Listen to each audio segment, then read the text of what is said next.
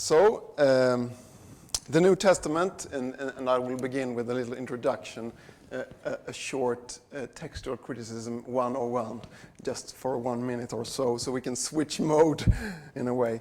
The New Testament, as any ancient work, has been transmitted and preserved as manuscripts, where the relationship between what authors wrote and redactors once wrote and what later scribes subsequently copied may be unclear. Therefore, scholars of the New Testament textual criticism review various kinds of evidence in order to examine and reconstruct the history of the text. Recent eclecticism, the dominant school in contemporary practice, this may not be a contemporary photograph, but this is the UBS committee, which are good representatives of this approach, applies a combination of external and internal evidence in the reconstruction of the text.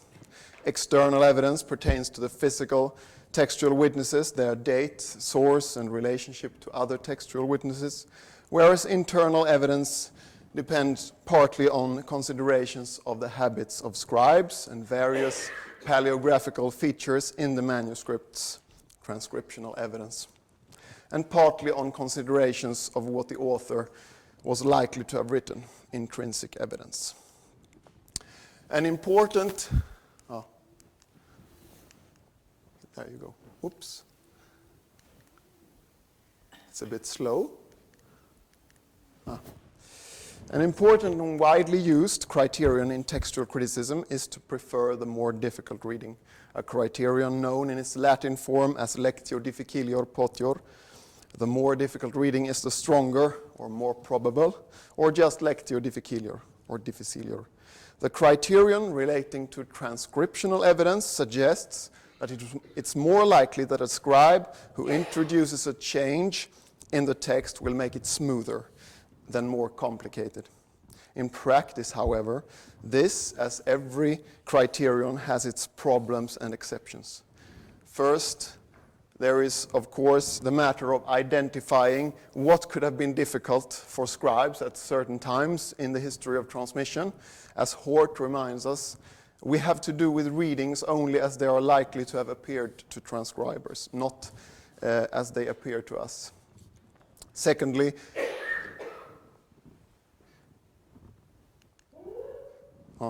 it's hard to judge the difference between a difficult reading and a reading that results from an error in copying. Hence, the criterion does not apply in cases where another, more specific transcriptional factor better explains the origin of the difficulty. Finally, the criterion is difficult to apply in those cases when at least two competing readings present themselves as potentially the more difficult reading. So, lectio difficilior and variants of evil. That's the best title I could come up with. There are many reasons why textual readings may be perceived as difficult by scribes. Apart from aspects of orthography, phonology, lexical character, syntax and style, there is, especially in relation to ideological and religious texts, a special area of textual difficulties relating to ideology, theology, or ethics. In relation to the topic of evil in the New Testament, broadly understood, the lectio difficilior criterion is applicable in passages where one might suspect that scribes wanted to clarify or disassociate the reference in the text. For example, God, Jesus, the devil, good and evil persons. For example, in Luke 23:32, the standard text in translation reads, "And also 2 other criminals were led away to be put to death with him." The implication that Jesus was one of the evildoers apparently caused difficulties for some scribes, and we further know from Origen that Celsus accused Jesus of being a robber. With this and other passages in mind, I will return to that example. In another example, we will see how scribes and scholars alike struggled over the interpretation of the morsel in John 13, when Jesus dipped the morsel and gave it to Judas, was that the sacrament of his body? Could he share this meal with the evil betrayer? And worse, how could Satan enter into Judas after he had just received the bread? Before we consider these examples in more detail, some words of caution are in place, especially when the scholar who organized this conference, you see, you're raising your hand actually. The scholar who organized this conference recently edited a volume criticizing the criteria used in historical Jesus research, which has some bearing on textual criticism, not much. Above all, it's crucial to analyze each passage on its own terms to see which of the several criteria are applicable. Very often the critic will find that different criteria compete with one another in different ways, so that decisions are based on a balance of probabilities. Next. In his classic essay on the application of thought to textual criticism, what a title, The Application of Thought to Textual Criticism, Alfred Hausmann rightly proposed that every problem which presents itself to the critic must be regarded as possibly unique. This sound view of textual criticism will exclude every mechanical application of a single criterion to a passage, including the Lectio Difficilior. And in my footnotes, I will include other studies and works that problematize these criteria. I have one essay myself in a volume edited by Holmes and Ehrman on criteria for evaluating readings in the New Testament. So I'm aware of the problems. Moreover, it's sometimes also necessary to distinguish between how a certain textual variant originated, perhaps by accident, and why it became further disseminated and prevailed in the textual transmission, perhaps because it was more attractive from a theological viewpoint. An illustrating example relating to our topic is found in Mark, who reports that Jesus, in connection with exorcism, would not permit the demons to speak because they knew him. Kai uke fien la lein, ta daimonia hoti edesan avton. You have this example on your hand out, and it's example 0. Because I'm not including it in my point. You have an apparatus there, and a number of significant witnesses attest to the addition, knew him to be the Christ, with some variation. So Wayne Cannaday views the addition as an attempt by some scribes to avoid charges of magic. The open-ended declaration then that demons knew Jesus appears to report an intimate association between residents of the spirit's realm and Jesus. This, no doubt, would have sounded to many first-century Hellenists like the rhetoric of Greco-Roman magic. In this regard, it is striking that the variant reading has the effect of qualifying this specific acquaintance. The shorter reading is certainly preferable, and it's quite possible that the addition, which is widely attested by significant textual witnesses, you can see on your handout, became attractive for the reasons that Cannaday suggests, to avoid the notion that demons had some intimate relationship with Jesus.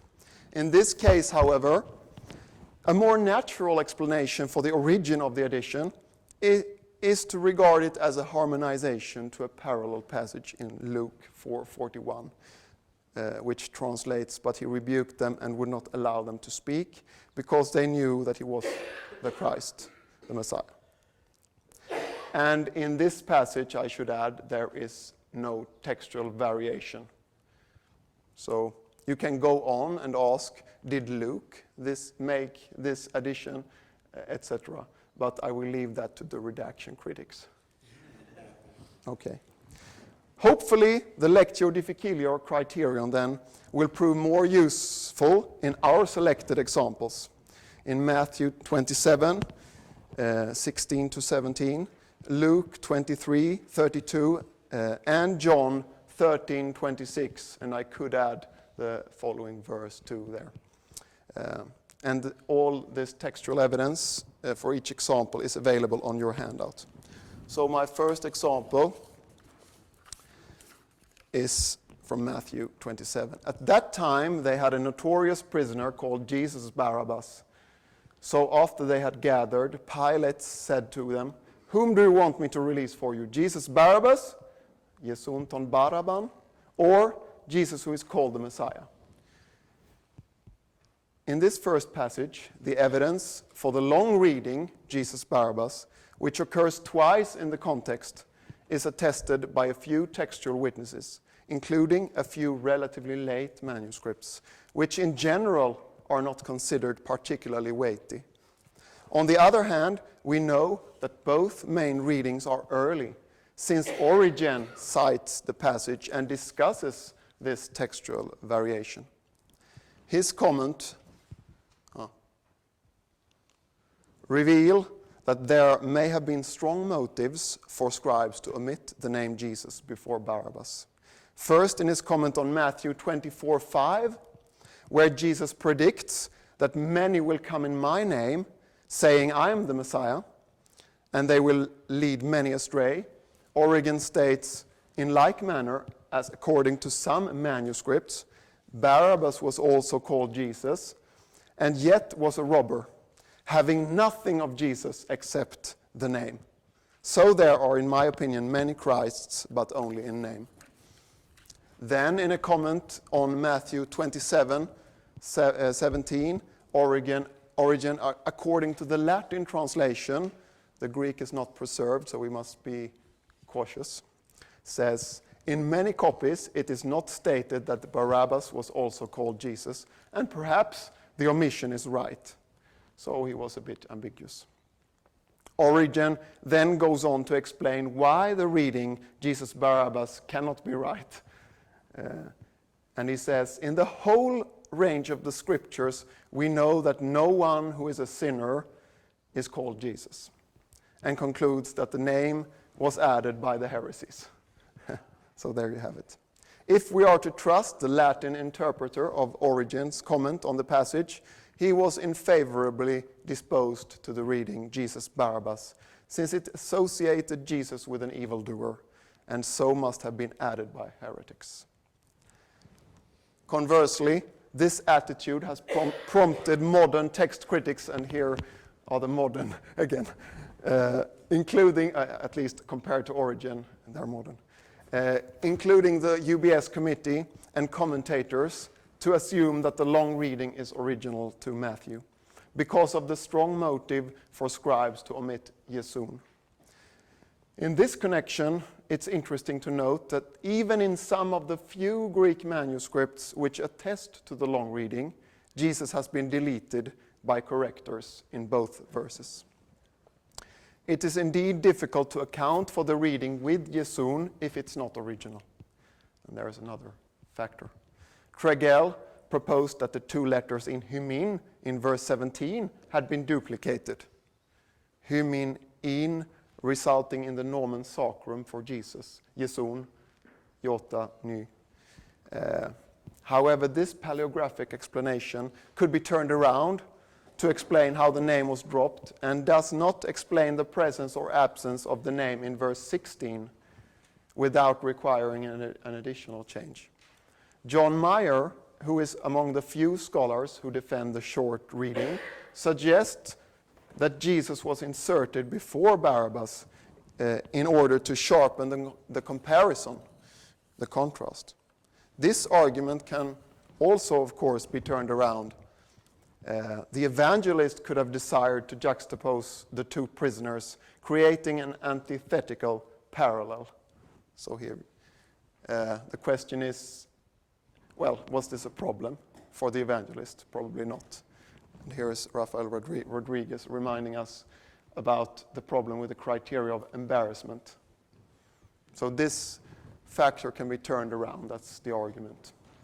In conclusion, I think that the longer readings in Matthew 27:16 to 17, indicating that the name of the released criminal was Jesus Barabbas, are probably original. in spite of the slender external support. We know from origin that the readings with the double name are early, and in my opinion, they better explain the rise of the other readings. From the viewpoint of transcriptional evidence, we know that the association of the name Jesus with an evildoer must have been offensive to some scribes and scholars, as reflected in Origen's commentary on Matthew. How long do I have left? Because I could go to my third example. Go on and I'll stop you. 15 more minutes, okay. I will take my second example. Luke 23:32. Two others also who were criminals were led away to be put to death with him.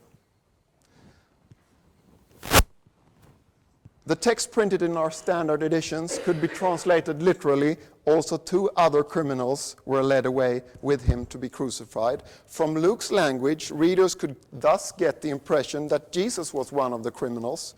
Curiously, this interpretation is reflected in several printings of the authorized version, where a comma was omitted by accident. So this is called the blasphemous comma. Nevertheless, it's quite possible that Luke intended this association to reflect the fulfillment of the tradition of the servant of Yahweh. Oh, sorry about that. Here it is. In Isaiah 53:12. He was numbered with the transgressors. In continuation of the irony in Luke chapter 22, 35-38, where Jesus cites the Isaianic passage. For I tell you, this scripture must be fulfilled in me. And he was counted among the lawless. And indeed, what is written about me is being fulfilled. On the other hand, Luke uses a different word here, kakurgos, instead of anomos. The precise crime of the criminals cannot be determined from the generic term kakurgos, evildoer, but the severe punishment of crucifixion implies a serious crime and a threat to the state. Regardless of Luke's intentions, the majority of manuscripts attest to a different word order, heteroi duo kakurgoi, which avoids the implication that Jesus was a kakurgos. One manuscript omits kakurgoi altogether, whereas the Sinaitic Syriac and two Old Latin manuscripts omit heteroi to the same effect. Whereas the association of Jesus with the criminals was unproblematic for Luke, this detail in the gospel narrative evidently caused difficulties for subsequent scribes and authors, who would therefore appeal to the prophecy in Isaiah 53:12 in their apology. Apparently, Origen's opponent, Celsus, had compared Jesus to robbers via his literary character. Hence, Origen defended Jesus, or God, against the accusation, appealing to Isaiah's prophecy. And you can read, you have the text, no? Yeah, it's here. In conclusion, it's not difficult to see how a small change in word order in the majority of manuscripts was made by scribes, probably to clarify that Jesus was not one of the criminals. Therefore, I prefer the reading heteroi kakurgoi duo, attested in 3 early and significant manuscripts, as the Lectio Difficilior. And the third example, John 13:26-27.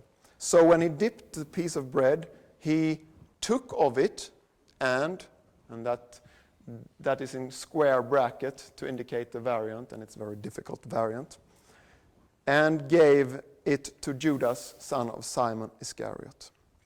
And this is just verse 26.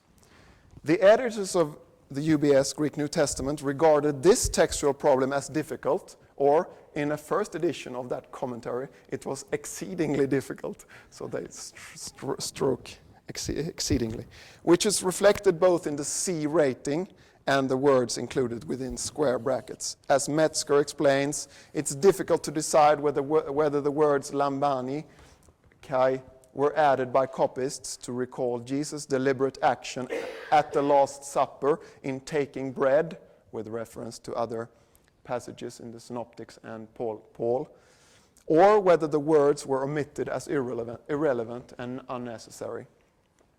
The external attestation is rather evenly distributed between the two main readings, with or without lambani kai. Both readings are evidently early, The UBS committee apparently regards the transcriptional evidence as evenly balanced too. However, the committee does not discuss the intrinsic evidence, whether this meal in John 13 refers to the Last Supper in the first place, which is unclear and debated by modern scholars and commentators.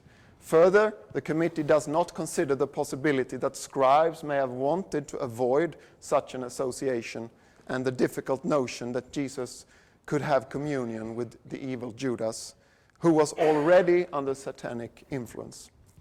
Francis Maloney poses the pertinent question which has bothered interpreters, at least since the time of origin. Is it possible that the author of the fourth gospel could have presented Judas as the evil disciple and yet still understand the morsel given to him in 1326 as Eucharistic? And things seem to get even worse in the next verse. After Judas received the piece of bread, Satan entered into him. The reader may get the impression of cause and effect here, where something which is wholly pure and powerful causes something very bad to happen, which is particularly difficult with an Eucharistic interpretation of the bread. In the Gospel of John, there is neither an account of the Last Supper nor of Jesus' baptism, which led Rudolf Bultmann and other scholars to think that John is opposed to sacraments. In contrast, others, like Oscar Kuhlmann, attempted to show that John is in fact the most sacramental gospel. In Edwin Hoskin's view, John chapter 6 presupposes the Eucharistic meal in the early church. In connection with the feeding of the 5,000, for example, Jesus takes the bread, gives thanks, and distributes them to those seated. And I have more examples in that chapter, John 6, with reference to the Eucharist. Maloney thinks the reference to Jesus' taking of the morsel in John 13:26 recalls Jesus' deliberate action of taking bread in the bread miracles in all four Gospels. And in fact, he views all those passages as Eucharistic, since the same reference of taking the bread is found in the Synoptic and Pauline accounts of the Last Supper. In this connection, he points to another piece of significant evidence, John's citation of Psalm 41:10 in John 13:18, where he has deliberately substituted the same forceful and very physical verb for eating, trogo, for the common esthio, as in chapter 6, where it occurs 3 times. The one who ate my bread has lifted his heel against me. Ho trogon mu, etc. Maloney regards the citation of the psalm as a prophecy of and link to the gift of the morsel in 13:26. Regardless of whether the morsel was Eucharistic for John, it was certainly interpreted in this way by some ancient readers. Origen thought that the morsel was the Eucharistic bread and that therefore its supernatural power, and this is a translation of artos kretonos dynamios, could have benefited Judas, but Satan was very smart. He anticipated this and entered into Judas before he had the chance to eat the bread. Yes. And the whole citation is on your handout.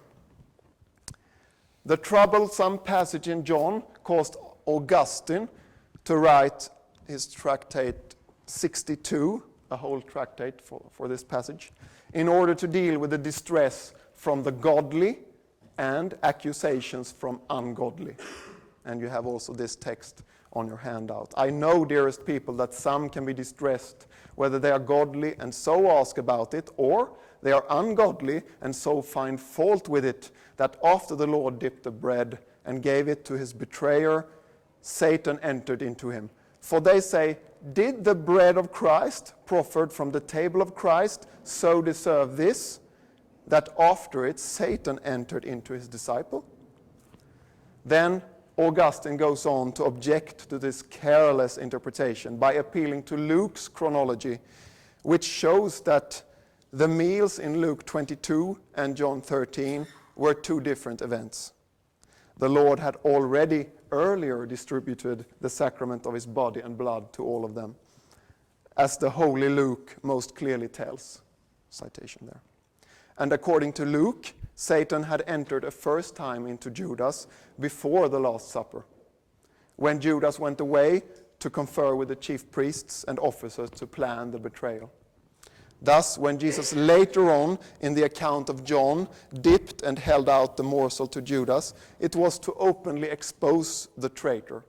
And then Satan entered into Judas a second time to take him into full possession.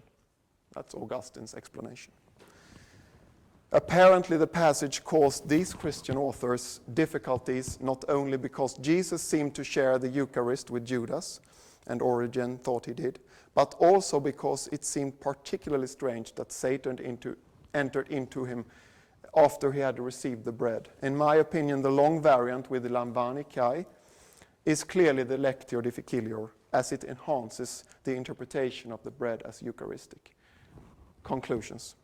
We have considered, and you need coffee now, we have considered these three examples, which are called evil variants in the Gospels, where scribes and church fathers alike seem to have struggled with particular difficulties to Jesus' association with evil persons, or in one case where something good seems to cause evil.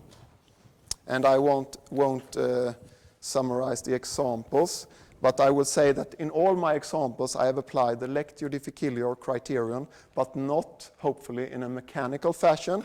In our selected examples, there are no other specific transcriptional factors pointing in another direction, as in the case in Mark 1.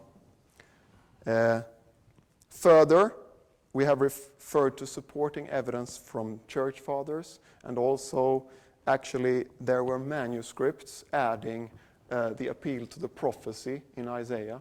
There were manuscripts in Mark in the parallel. So you had scribes adding that apology, reference to Isaiah. He was numbered with the transgressions. And evidence from the church fathers, most notably Origen, who commented on all these passages, demonstrating that they were problematic for ancient readers as well, so as to cause distress among the godly, or accusations from the ungodly, to use the language of Augustine. Thank you.